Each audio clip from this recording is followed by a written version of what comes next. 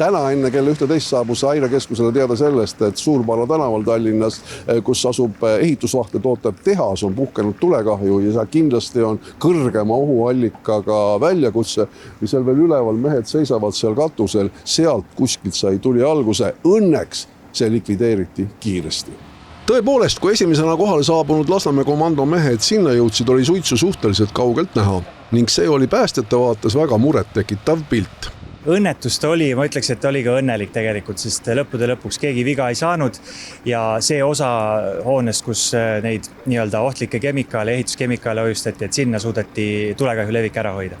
Mis siin siis tegelikult õigupoolest aset leidis? No päästjate sõnul tulekahju enamjaolt oli katusel, oli levinud juba ka seinte vahele, aga mis täpsemalt selle selgitab välja menetlus, et seda me ei oska praegu veel öelda. Esialgse versiooni kohaselt sai tuli alguse tootmishoone katuselt. Koheselt anti korraldus töötajatelt hoonest väljuda ja samas edastasid ka päästjad palve, et ümbruskaudsetel hoonetel tuleks aknad suletud hoida.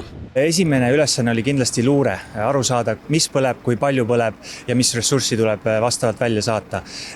Kui oli info olemas, et tuli oli levinud juba konstruktsioonidesse, siis kindlasti nende avamine ja tulekahju ära hoidmine siis nendele ohtlikele kemikaalide, mida suudeti teha ka. Kõik sellel korral läks õnneks ja õhureostusohtu ei tekkinud.